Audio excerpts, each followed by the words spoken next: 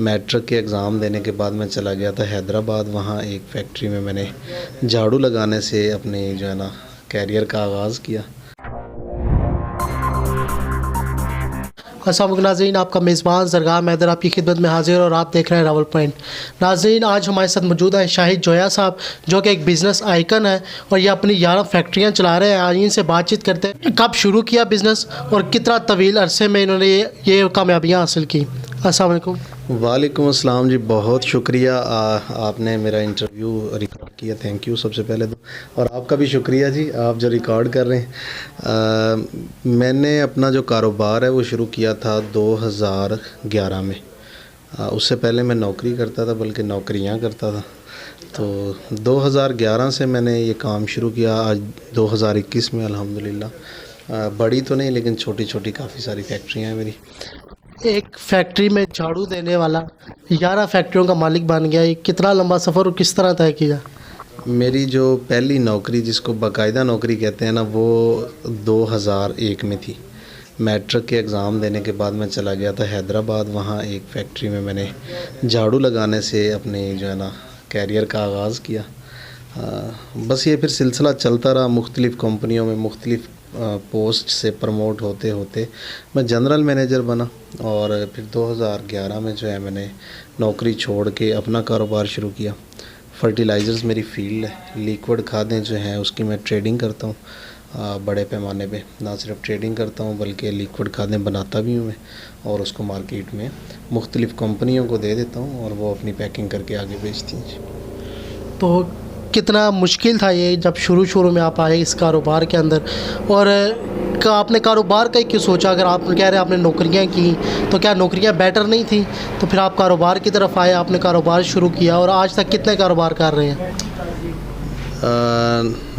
जब मैं झाड़ू दिया करता था ना, छोटा सा होता था मैं, उम्र तो नहीं थी इतनी ज़्यादा, उस वक़्त ही सोचा करता था कि आज नहीं तो कल, कल नहीं तो परसों मैंने करना तो अपना कारोबार ही है। लेकिन ज़ाहिर है कि कारोबार के लिए ना पैसे थे, ना हौसला था उस वक़्त, और ना ही स्किल थी। तो जैसे जैसे सीखता गया, टाइम गुज़रता गया, चीज़ें जो हैं वो समझ में आती गई। और जब मुझे लगा कि अब मुझे नौकरी नहीं करनी, अपना कारोबार कर लेना चाहिए, तो उसके बाद स्टार्ट किया। लेकिन ये सफ़र कोई छोटा सफ़र नहीं था, और ये फ़ैसला इतना आसान फ़ैसला भी नहीं था कि एक लगी बंदी सैलरी, ड्राइवर, गाड़ी, सारी चीज़ें छोड़ के और उसके बाद अपने कारोबार में जिसमें रिस्क इन्वॉल्व होते हैं। लेकिन मैंने ये रिस्क लिया और अल्हम्दुलिल्लाह ये अच्छा रहा। इसमें मैंने नफ़े भी बहुत किए, नुकसान भी बहुत किए, लेकिन दोबारा फिर नफ़े किए। लेकिन इस फील्ड को मैंने छोड़ा नहीं, लगे रहे। तो आज कैसा महसूस होता है जब आप इतने मशहूर भी हो गए, लोग आपको जानते भी हैं, ट्रेनिंग सेशंस करते हैं, आप मुख्तलिफ़ लोगों के साथ उठते बैठते हैं, मुख्तलिफ़ चैनल्स में आना जाना है, तो कैसा महसूस करते हैं आप? सच पूछें तो थोड़ा सा मुश्किल काम है ये, इतना आसान नहीं है। ना लोगों से मिलना इतना आसान है, ना ये ट्रेनिंग्स आसान है, और ना ही टीवी प्रोग्रामों में बैठ के बात करना आसान है। लेकिन ये करना पड़ता है, ये वक्त की ज़रूरत है और इसको करना चाहिए।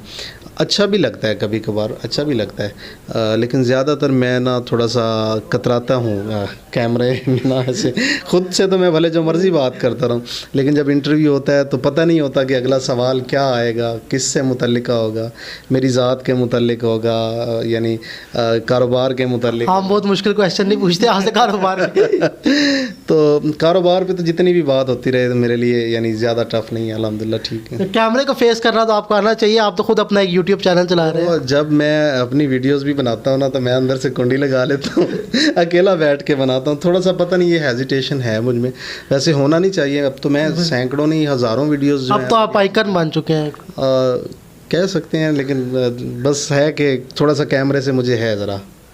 तो देखने वाले जो नौजवान हैं आजकल के, उन्हें बता सकते हैं कि कितनी कम इन्वेस्टमेंट से कोई भी कारोबार शुरू हो सकता है और कितने हद तक जो है हम इन्वेस्टमेंट करके एक बड़ा कारोबार शुरू कर सकते हैं? कारोबार के लिए पैसा तो ज़रूरी है ही है, लेकिन ना कारोबार से पहले कारोबार करने का एटीट्यूड होना बहुत लाजिम है। यानी आपके रवैये बहुत मैटर करते हैं। मेजॉरिटी केसेस में बातचीत के अंदाज से, बोलने के अंदाज से, उठने बैठने के अंदाज से मैं ये जज कर लेता हूँ कि ये जो बंदा है ये कारोबार कर पाएगा या नहीं।